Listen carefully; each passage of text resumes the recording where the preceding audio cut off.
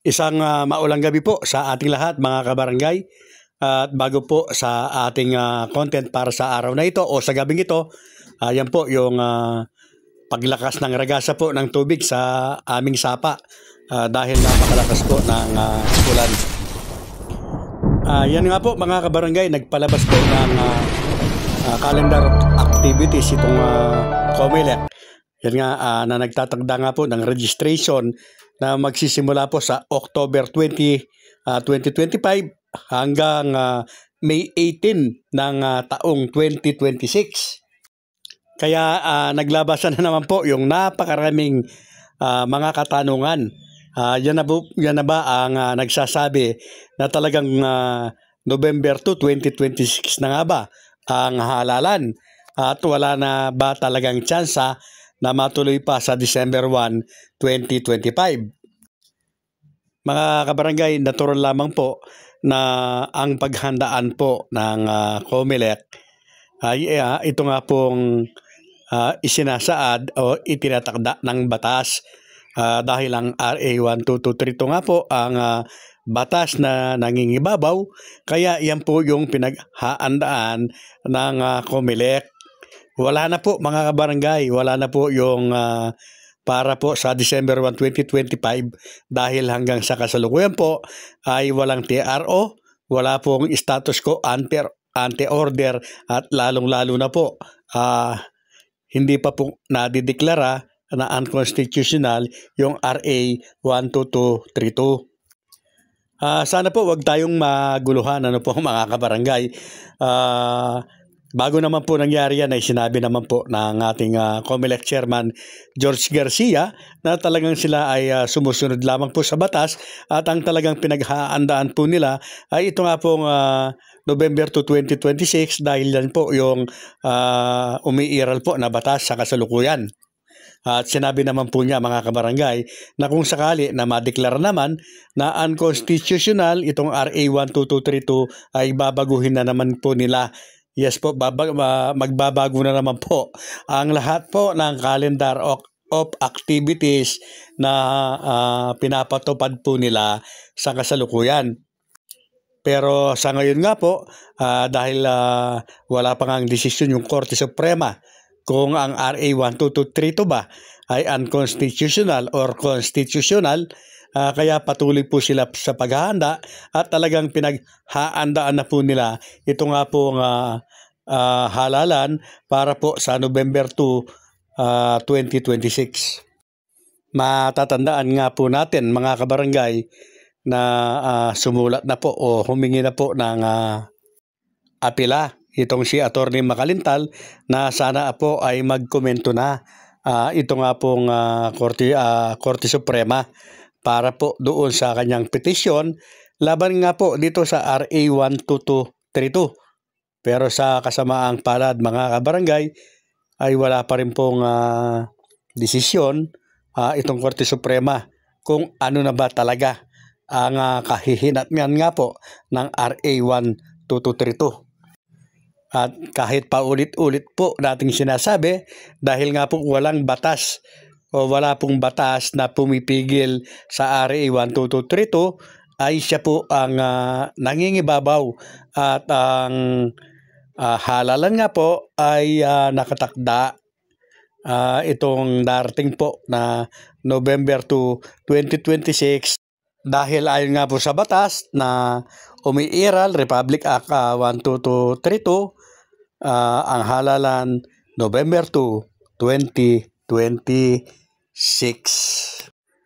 Yes po, sa nakikita nga po natin ay talagang wala na pong tsansa itong December 1, 2025 kahit na ideklara pa na unconstitutional itong RA 12232 dahil yun nga po yung kakulangan sa panahon at oras at lalong-lalo na po mga kabarangay ay kulang po yung budget para po sa December 1, 2025. Kung matatandaan din po natin na humingi na po ng karagdagang budget ito pong karagdagang pondo itong si COMELEC Chairman George Garcia Yan nga po, para nga po preparasyon dyan po sa magaganap na halalan sa November 2, 2026. At tiyak na tiyak naman po na yan po ay pagbibigyan po ng Kongreso, mga kabarangay.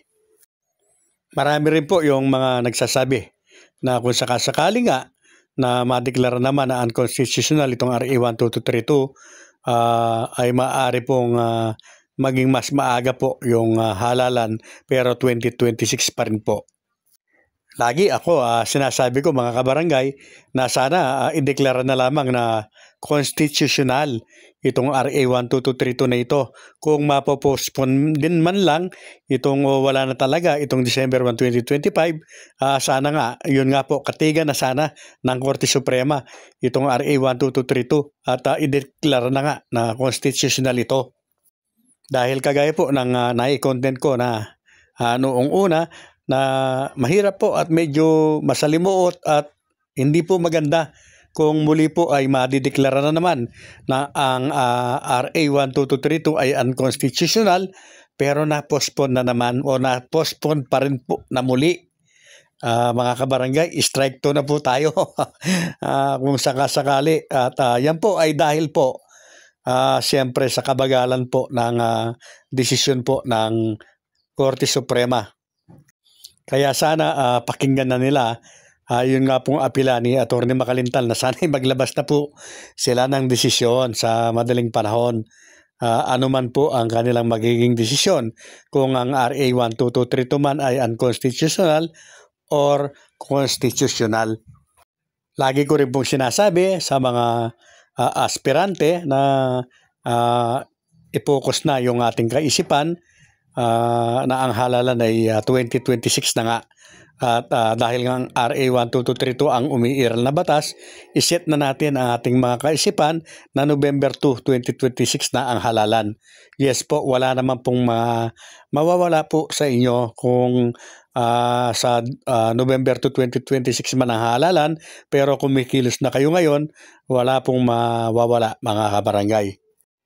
At syempre, bago po tayo magpatuloy, ang aking pong paanyaya sa mga hindi pa po nakapag-subscribe sa aking channel, kayo po ay aking malugod na inaanyayahan na mag-subscribe, pakiclick po ang notification bell at all para palagi po kayong updated sa aking mga bagong videos.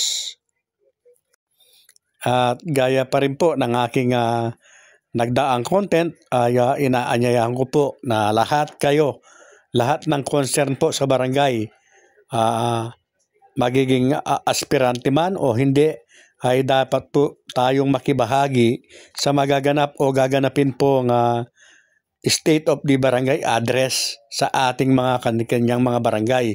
Dahil napaka-importante po nito, mga kabarangay, kasi mag-uulat po ang ating mga barangay officials para malaman po natin ano na ba yung mga hakbang na ginagawa po nila o mga proyekto kung meron man sa ating barangay.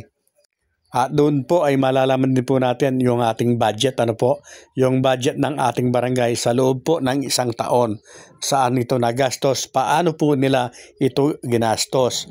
At may karapatan po tayong magtanong, mga kabarangay. Kaya napaka-importante po na kung tayo po talaga ay concerned sa ating baryo o sa ating minamahal na barangay, ay mas makakabuti po na tayo po ay umattend sa pagtitipong ito, barangay State of the Barangay Address.